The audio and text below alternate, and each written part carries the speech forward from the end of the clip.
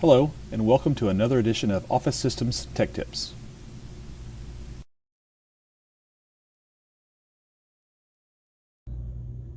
If your Ricoh device is telling you that it's out of staples, this is how you change those. This piece of equipment here is called the finisher, and it's where the staples are located. To open this, you have a door handle here. You open it up. This mechanism here with the green handle is where the staples are located.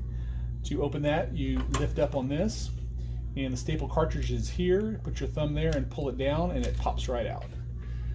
This is the staple cartridge. You can order this whole assembly here. It'll be full of staples. To insert it, you pull the old one out and put that right in until it clicks. Press that back down. Thank you for joining us today. If you'd like to see more tech tips, please visit our YouTube channel or visit us at officesystemstx.com.